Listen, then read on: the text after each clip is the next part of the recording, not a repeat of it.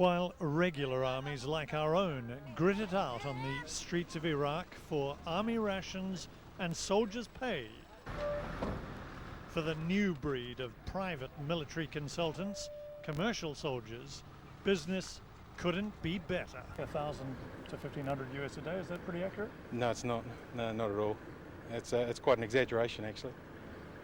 What would it be closer to? A lot less than that. Andre's from Auckland, Ben's from Rotorua, no surnames given. They work for Britain's Control Risk Group, one of 30 private security firms operating in Iraq. I mean, it seems an incredibly dangerous line of work to be doing. Why are you doing it? Satisfaction, job satisfaction.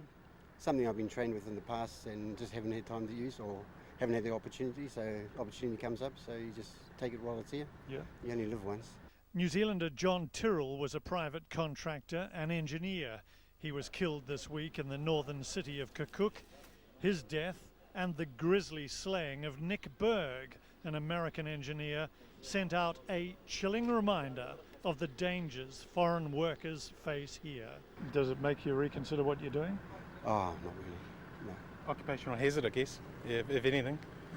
And that's a risk you're prepared to take? Yes. Are there many New Zealanders working in the security game here in Iraq? Yes, there is, yeah.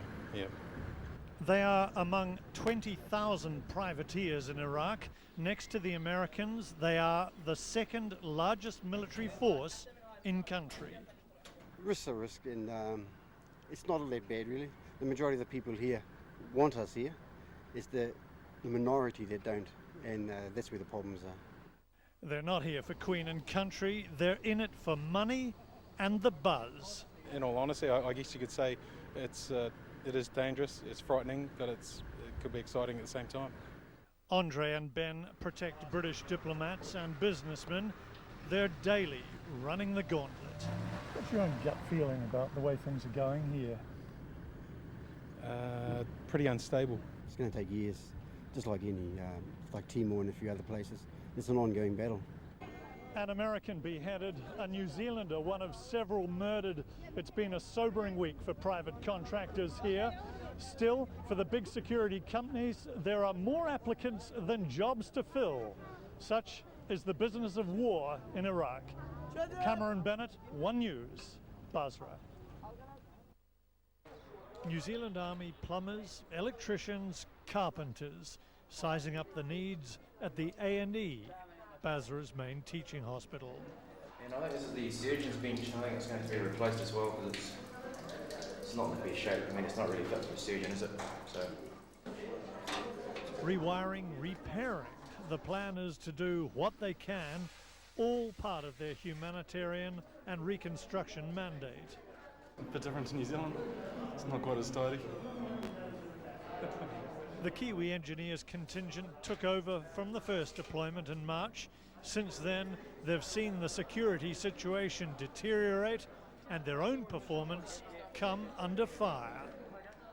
On Anzac Day here a month ago, troops read researcher Nikki Hager's claims that Kiwi engineers were exaggerating their achievements here in Iraq in order to stay on, that they were spending but a fraction of their time on civilian projects, and that they were exceeding their UN mandate by working in with British coalition forces.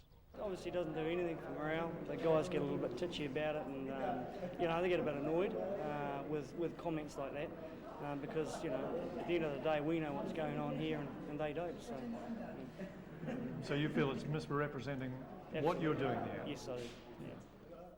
Contrary to Hagar's claims, Corporal Whitworth tells us most of their time is spent on projects they were sent here to do. I'd say about 75% of our time. Yeah. And that's what you'd expect? In these conditions, yeah, I do. Yeah. But every spare time that we can get, we're going for it. Hammer and tong. The rest of the time, he says, spent just keeping each other safe in the searing cauldron that is southern Iraq. We certainly report the work that we have completed to our superiors back in New Zealand. I know that they're very pleased with the amount of work that we're able to get through, and we're very pleased with the type of work we're able to do to help the Iraqis. The centerpieces are these reverse osmosis plants that convert salty or contaminated water into drinking water for hundreds of thousands of people. It is good to have the water. Yes, good. Very good. Yeah. Yes. One of the factors we consider when doing our jobs is what do the locals want, and the sort of work we're doing is what they want. It's probably not sophisticated, but it makes a difference to their lives.